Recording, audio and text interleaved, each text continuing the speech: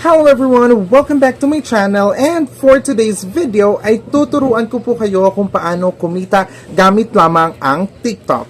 Watch until the end of the video kasi ipapakita ko sa inyo ang buong proseso at ang aking naging unang kita sa TikTok.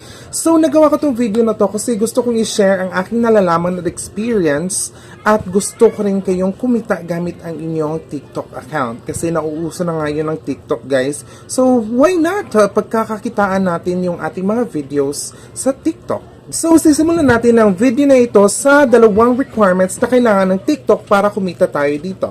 Number 1, ito ay dapat meron kang TikTok account, of course. So, mamaya ipapakita ko sa inyo kung anong gagawin sa account niyo para kayo ay magsimulang kumita sa TikTok. Number 2 ay dapat meron kayong at least 1,000 subscribers or followers sa inyong TikTok account. So, kung na-meet nyo na yung dalawang requirements, ay diretso agad-agad pwede na kayong kumita gamit ang TikTok. So, sa first na requirement yung TikTok account, so ano nga ba ang dapat gawin nyo sa inyong TikTok account? So, first ay i-convert nyo to from personal TikTok account to business account. Okay? Personal to business account. So, ano nga ba ang pinagkakaiba ng personal account sa business account? So, sa business account, guys, meron na siya mga restrictions katulad ng paggamit ng music. Kung kayo ay nagbebenta ng product, meron na kayong specific na music na pwede niyong gamitin kasi makaka-copyright yan kasi nagbebenta na tayo ng products. Okay? Hindi katulad sa personal account na wala tayong binibenta just for our own entertainment. Pero, sa business account, pwede rin kayo makagawa ng inyong mga videos gamit ang iba't ibang music. Yung sa business account lang, pag may binibenta ka lang, dun lang may restrictions sa music, okay? At also, if you have the business account already, kailangan nyo po itong i-maintain na good ang inyong standing, na wala kayong any violation sa terms and conditions ni TikTok.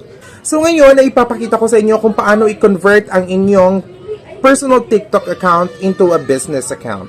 Una, pindutin natin yung tatlong line sa itaas. Tapos, punta tayo sa Settings and Privacy. Manage Account. At dyan, makikita natin yung Switch to Business Account. Ayan. So, hintayin lang natin. So, ito na, guys. So, click lang yung Next. At dito, pipili tayo ng category. So, anong kind of business ang pipiliin mo? So, maraming choices dyan. Pumili ka lang.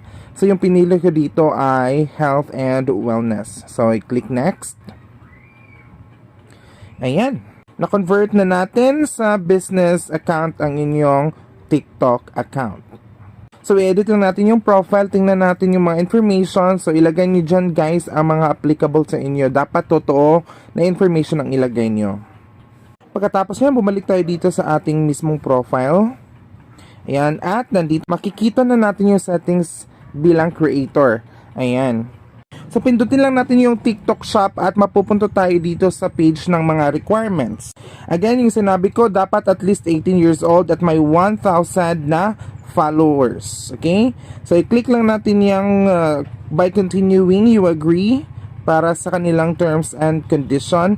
At pagkatapos niyan, if mag 100% na yon, na pagkatapos ma-review yung inyong account, ay i-click lang natin yung apply button na ating makikita sa ibaba. Once tapos na silang mag-review, ayan, congratulations, makaka-start na tayo ng earnings sa TikTok. So, ito ng guide kung paano magsimula. So, step 1, pumunta tayo sa create a commission account. So, yung commission account, yan po yung mag-receive mo na money kung may kita ka na sa TikTok. So, ilagay natin yung tamang impormasyon sa bank account na makikita dito.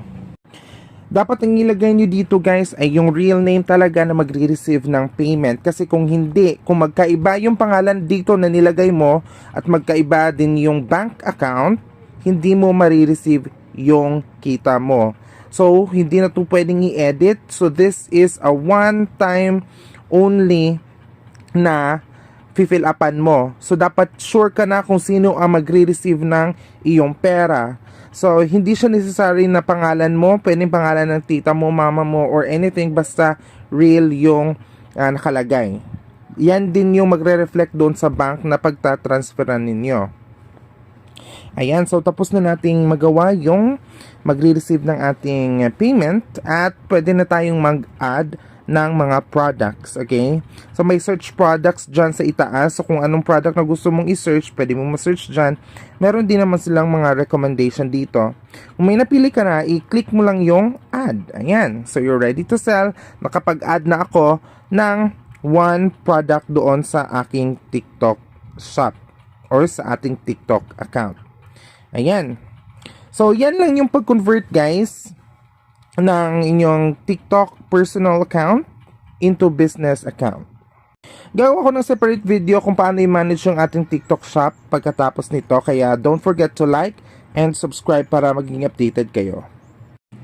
So ito na nga guys ang mga na-earn ko na commission sa different na items na nabenta. So nagsimula ako nung August 17 at yung first commission ko ay August 28 which is 139.50 sa 93 na items.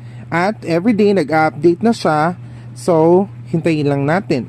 So ito yung dalawang withdrawals na withdraw ko na. So 206 at 223. So, sabi nila guys, 3 to 6 business days daw bago pumunta sa bank account mo. Pero around 30 minutes, ma-reflect na siya diretso sa account ninyo. So, may service fee lang na 3.45 depende sa amount. At ito na nga yung aking first withdrawal na 206 pesos.